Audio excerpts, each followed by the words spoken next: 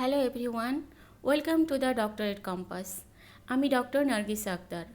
আজকের এই পর্বটি অত্যন্ত গুরুত্বপূর্ণ, বিশেষ করে যারা কর্পোরেট প্রফেশনাল, চাকুরিজীবী অথবা ক্ষুদ্র উদ্যোক্তা, যারা নিজেদের কষ্টার্জিত টাকা ডিপিএস, সঞ্চয়পত্র কিংবা শেয়ার বাজারে ইনভেস্ট করে রেখেছেন। ন্যাশনাল বোর্ড অফ রেভিনিউ বা এনবিআর এর নতুন আয়কর নির্দেশিকা এবং ফাইন্যান্স অ্যাক্টের মাধ্যমে আমাদের পার্সোনাল ইনভেস্টমেন্টের উপর ট্যাক্স রিবেট এবং জমার নিয়মে বড় ধরনের পরিবর্তন এসেছে। অনেকেই না জেনে পুরনো নিয়মে রিটার্ন ফাইল রেডি করছেন, যা আপনার সঞ্চয়কে একটি বড় আইনি ও আর্থিক ঝুঁকিতে বা রেগুলেটরি ট্র্যাপে ফেলে দিতে পারে।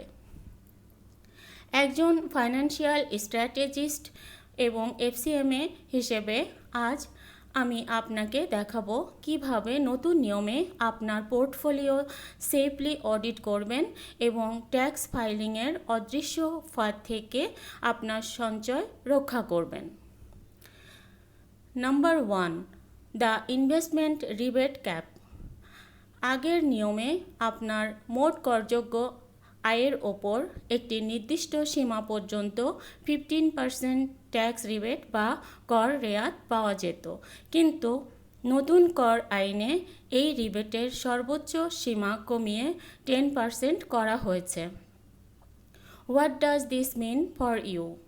এর মানে হলো, আপনি যদি চোখ বন্ধ করে আগের মতো অতিরিক্ত টাকা ইনভেস্ট করে বসে থাকেন, তবে বছর শেষে আপনি সেই অনুপাতে ট্যাক্স ছাড় পাবেন না। উল্টো আপনার তরল ক্যাশ বা লিকুইডিটি বাজারে আটকে থাকবে। তাই এখনই আপনার বিনিয়োগ অডিট করুন। আপনার মোট আয়ের ঠিক কতটুকু অংশ ইনভেস্ট করলে আপনি সর্বোচ্চ ট্যাক্স বেনিফিট পাবেন, সেই ক্যালকুলেশনটি রি-অডিট করা এই মুহূর্তে সবচেয়ে জরুরি। নাম্বার 2, উৎসে কর বা উইথহোল্ডিং ট্যাক্স এর সঠিক হিসাব। আমাদের মধ্যবিত্ত ও চাকরিজীবীদের সেভিংসের প্রধান হাতিয়ার হল ডিপিএস এবং সরকারি সঞ্চয়পত্র।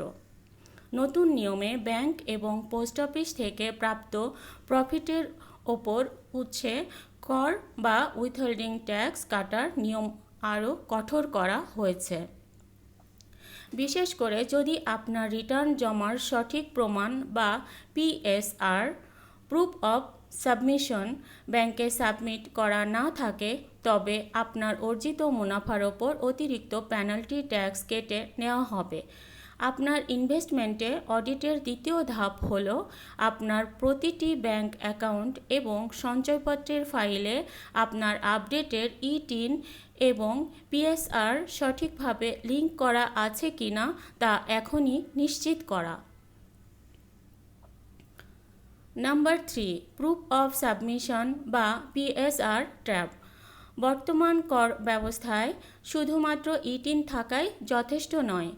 4টি নির্দিষ্ট সেবামূলক কাজের জন্য, যার মধ্যে ব্যাংক লোন নেওয়া, ক্রেডিট কার্ড মেনটেন করা এবং বড় কোনো সঞ্চয়পত্র কেনা অন্তর্ভুক্ত, আপনাকে বাধ্যতামূলকভাবে ট্যাক্স রিটার্ন জমার রসিদ বা পিএসআর দেখাতে হবে।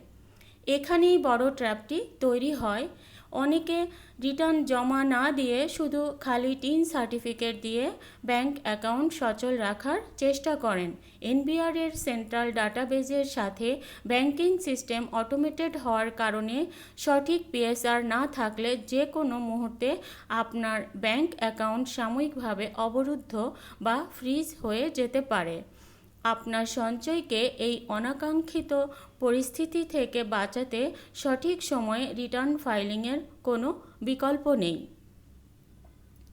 নাম্বার 4, শেয়ার বাজারে বিনিয়োগ ও ক্যাপিটাল গেইন ট্যাক্স। যারা পুঁজিবাজারে বা শেয়ার মার্কেটে ইনভেস্ট করেন, তাদের জন্য নতুন কর আইনে ক্যাপিটাল গেইনের ওপর নির্দিষ্ট স্ল্যাবে ট্যাক্স আরোপের নিয়ম করা হয়েছে। আপনি যদি কোনো শেয়ার বা সিকিউরিটিজ থেকে বড় ধরনের প্রফিট বা গেইন করেন, তবে তা আপনার রেগুলার আয়ের সাথে কিভাবে ট্যাক্সড হবে তা জানা অত্যন্ত জরুরি। ভুল ফাইলিংয়ের কারণে আপনার লিগ্যাল ইনভেস্টমেন্টও অডিটের আওতায় স্ক্রুটিনি হতে পারে। তাই শেয়ার ব্যবসার স্টেটমেন্টটি আপনার আয়কর রিটার্নের সম্পদ ও দায়ের বিবরণীতে বা অ্যাসেট অ্যান্ড লাইবিলিটি স্টেটমেন্টে শতভাগ নিখুঁতভাবে প্রদর্শন করতে হবে, কোনো তথ্য গোপন করা যাবে না। Number 5% early filing rebate. Tax ফাইলিংয়ের এই পুরো জটিল প্রক্রিয়ার মধ্যে এনবিআর একটি চমৎকার ইতিবাচক সুযোগ তৈরি করেছে। নতুন নিয়ম অনুযায়ী যারা শেষ মুহূর্তের তাড়াহুড়া এড়িয়ে কর মেয়াদের প্রথম দিকে ইলেকট্রনিক মাধ্যমে বা রিটার্ন সাবমিট করবেন, তাদের জন্য আপ টু 5% পর্যন্ত অতিরিক্ত কর রেয়াত বা রিবেট পাওয়ার একটি সুযোগ ঘোষণা করা হয়েছে। ইট এনকারেজেস ফাইন্যান্সিয়াল ডিসিপ্লিন। শেষ সময়ের জন্য অপেক্ষা না করে এই অগাস্ট ও সেপ্টেম্বরের মাসের মধ্যেই আপনার ইনভেস্টমেন্ট ডকুমেন্টগুলো অডিট শেষ করে আর্লি ফাইল সাবমিট করুন। এটি আপনাকে আইনি জটিলতা থেকে দূরে রাখবে এবং আপনার হার্ড আর্নড সেভিংসের বড় একটা অংশ বাঁচিয়ে দেবে। মনে রাখবেন, ট্যাক্স দেওয়া যেমন নাগরিক দায়িত্ব, ঠিক তেমনি সঠিক আইনি পথ জেনে নিজের সঞ্চয়কে সুরক্ষিত রাখাও আপনার অর্থনৈতিক অধিকার।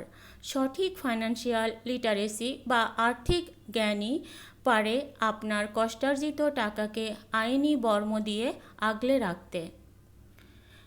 ভিডিওটি ইনফরমেটিভ মনে হলে লাইক দিন, কমেন্টে জানান আপনার পার্সোনাল ইনভেস্টমেন্ট অডিটে কোনো সমস্যা হচ্ছে কিনা এবং দ্য ডক্টরেট কম্পাস চ্যানেলটি সাবস্ক্রাইব করে আপনার পরিচিত প্রফেশনালদের সাথে শেয়ার করুন।